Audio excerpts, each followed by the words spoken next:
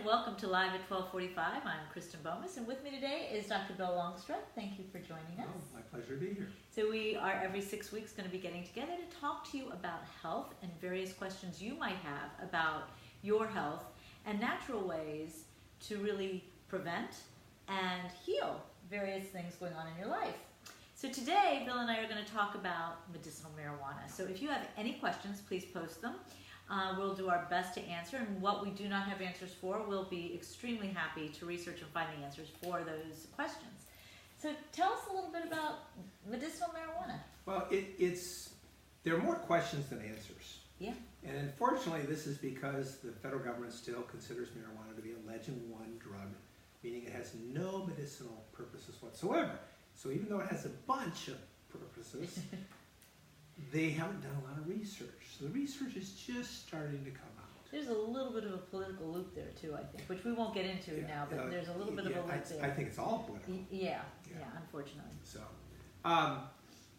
So what research is out there though is very enlightening, and it's starting to come a little bit fast and furious. So I haven't been carrying or dispensing any, like the CBD, which is legal in Florida now, in my office because I just didn't know enough about it.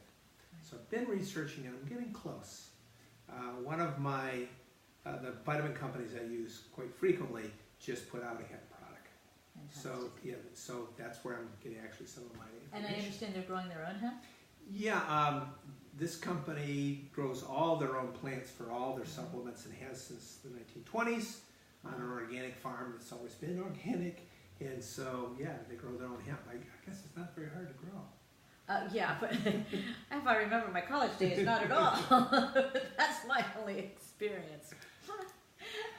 So what do you find it is? Well, first of all, can you talk to us a little bit about why it's so medicinal to the body, how it hits the body? And well, there's a system that's little studied called and I have trouble pronouncing this, the endocannabinoid system. Okay. And it's a system that we all have, and it's responsible for homeostasis in our immune system. So it's what keeps us balanced. Makes sense. Okay? So within that system, we produce both CBD and THC. That's cool. Yeah, and I didn't know that until I started doing the research. It's fascinating to me that we produce the same chemicals that this plant does. So in our body, what happens is they both trigger these receptors in cells of the body, mostly in the nervous system. And these cells have an anti-inflammatory effect as a response. Wow. They also have a pro-inflammatory effect that's helpful.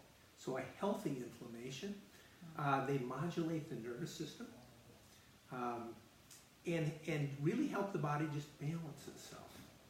So they also are those aspects a part of, why am I losing my word?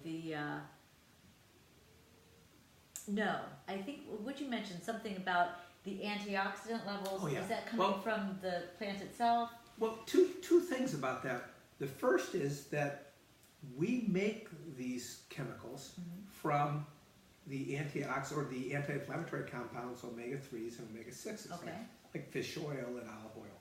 Okay, so that's what they're derived from.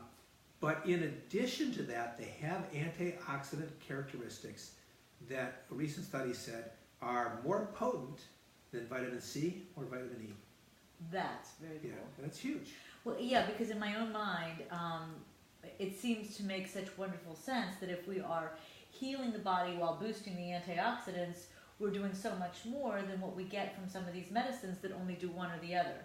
We're getting much more of a comprehensive and the effect. thing is, what you're doing is you're allowing the body to modulate inflammation rather than artificially suppressing it. Got it. Right. So okay. the studies on marijuana that have been done in terms of why does it reduce pain have not been very good. The conclusions have been it doesn't reduce pain. But the clinical evidence, or even the anecdotal evidence, is it absolutely does. Yeah. And so more recent research is saying maybe what it's doing is changing the nervous system's perception of pain. Because these chemical influences are much stronger in the neurons, in the nervous system itself. Okay. where it activates these proteins. And one of the things it does is it inhibits certain neurotransmitter production or release. Okay. And that's why it's good for things like anxiety. Yes. It's also why it's very effective for seizures. Yes. So. And it's also good for sleep. Yes. Yes. Yeah. It again, it's that balancing aspect that it's, when you're the stresses of the day-to-day life, it helps balance that out. I know working with my own clients on a regular basis, I'm getting a lot of real good response with the CBD oils for anxiety and sleep. And I'm also finding with my clients that there are particular places down, I'm in South Florida, so there are particular places down here in South Florida where the CBD oil that's made by the dispensary is more effective than others. And in one in particular, he actually works with my clients more close to know what kind of an oil blend they need. Now, I know there's not, the research on that is still we're still finding out about all of that. But I can say that my experience in this office so far has been an absolute thumbs up for CBD oil with anxiety and with sleep associated with anxiety. So I've been real pleased with the results so far. It's not 100%. Don't think that this is 100%, but we aren't 100% on anything because every human being is so unique. But it's definitely more than half of my clients who need it or benefiting from it. So I think we should back up a little bit and differentiate between THC and CBD. I would love to. Because you and I know that, but yes. They may not. Okay. So the first thing is that chemically, their structure is identical. It's the arrangement in space. Oh, wow. That creates the difference in the chemistry. That's cool. So if this is CBD oil, this is THC. I mean, they're structurally the same, right? Right. But they're not superimposable. They're mirror images of each other. Oh. And it changes the chemistry. Anybody that's ever taken organic chemistry, if you remember any of it, that's what creates the chemistry, is how it's oriented in space. So the THC attaches or reacts with receptors called CB1s. Okay. And the CBD reacts a little bit with those, but mostly with the CB2 receptors. Okay. And therefore that's why the varying effects, even though chemically they're very similar. So the THC creates the psychoactivity, if you will, or the it's not really hallucinogenic, but the high that people talk about, while the CBD doesn't do that at all. Okay. They both have anti-inflammatory effects. They both have anti-anxiety effects. They have a lot of common effects, but their chemistry is quite different. Very cool. So, for the patient or the client that doesn't like the high or doesn't want the high, obviously the CBD oil is their best choice. Right. But in some cases, the THC is just more effective. Yes, and some people do say that, and do know the difference inside your own self. That because I do have people say they do much better with their actual pot than with the CBD oils. So one word of warning there, though, is because the hemp, which is where you get the CBD oil, right, does contain less than 0.3% THC, it still has a little bit. And that could result in a false positive drug test. If your employer or somebody requires that you be drug tested, be very, very careful and cognizant of that. That's interesting because I can't remember, I just heard a story from a client that 3 months after having any pot whatsoever, they did a test for a job, and they said the THC was too high, and the only way they would let them redo the test is to use the same sample again. But they were adamant, but they were using the CBD. That's an interest, and I was like, yeah. And if they had been using the THC, say recreationally, and then just continued the CBD for 3 months, they would still have some in their system. Yeah, they would, because it would keep. Oh, wow. Yeah. Think about that, guys. I mean, it's about time that we remember. This is all coming back to as Americans. We've got, what'd you say, 33 states? There are 33 states plus the District of Columbia that have passed laws concerning the use of marijuana or CBD. In a positive way. Yeah. Well, yeah. Yeah. There are 10 now, Michigan's the latest, that have actually legalized recreational use. The situation in Maine is very funny because they passed that law 2 years ago, and just in the last week or two, actually were able to put the mechanisms into place to actually start selling it. Fantastic. So what I was going to say, and the reason I interrupted myself, is because you can see how important it is that each and every one of us has a voice, because it is through our voice the change is made. And this is really a product that we're seeing tremendous benefit from in so many ways. But it's all dependent upon each of us standing up, voting, writing into your senators and representatives and letting them know how you feel about this. Let's make an effort to get natural healing remedies on the market and approved. A Legend 1 drug, I'm going to have Bill talk a little bit more about this, because the Legend 1 versus the Legend 2 drugs make a very, very big difference in our country. So can you just go back to that a little bit and talk a little bit about that? It seems counterintuitive, but the Legend 1 drugs are drugs that have no medicinal purpose whatsoever. And, or at least they think, right? Yeah, that's so marijuana's number one on that list. LSD, peyote, and heroin. Okay. Now the Legend 2 drugs are highly addictive, but have some medicinal use. That's where cocaine sits. Okay. Cocaine's been used for an anesthetic for well over 100 years. Oh my God, yes. It's still used in eye surgery quite frequently. Oh, do they? Yeah. Just a little aside, Sigmund Freud. Oh, absolutely know this story. Yeah. So he was a cocaine addict. Yes, he was. Because in Vienna he had sinus surgery and they used cocaine as the anesthetic, and they say that's how he did some of his best work. Yeah, probably.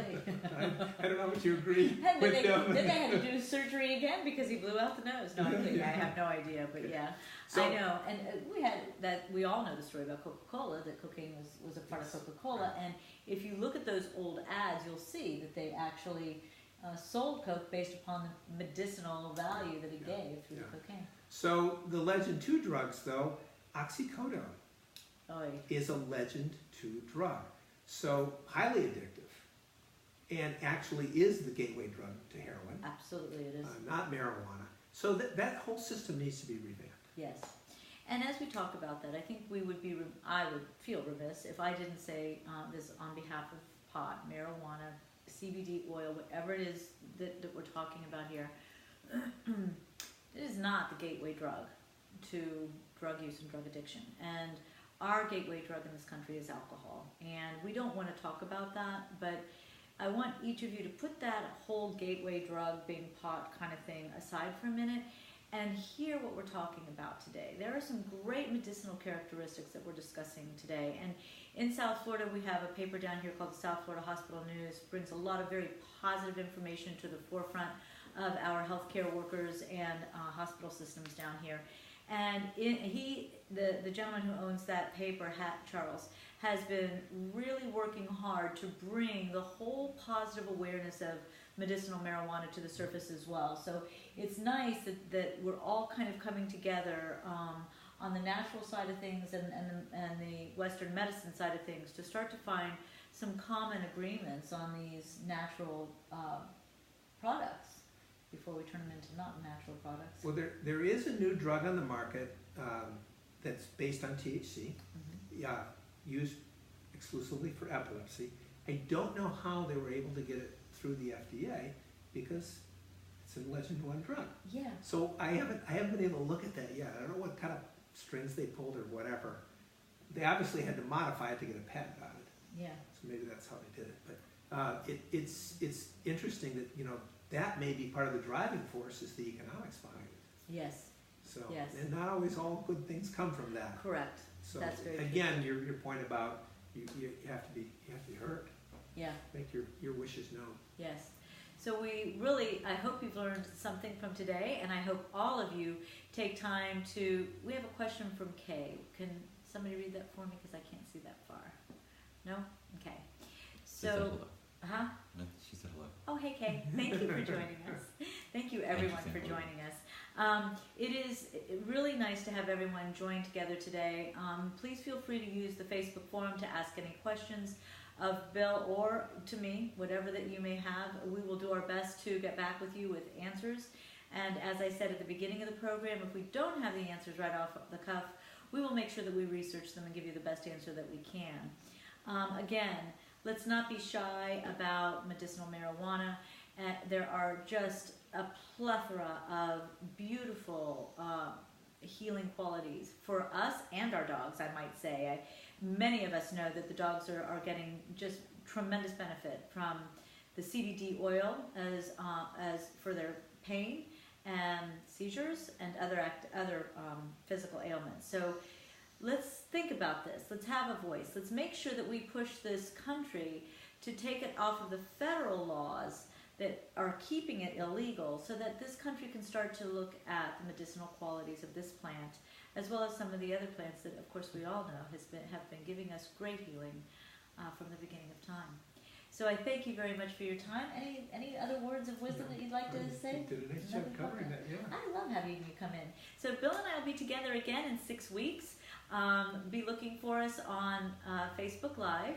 And if you have any questions or medical issues in particular you would like us to discuss, please send them in. You can put them on this Facebook post if you'd like, and we'll make sure that we answer your questions and tackle your topics.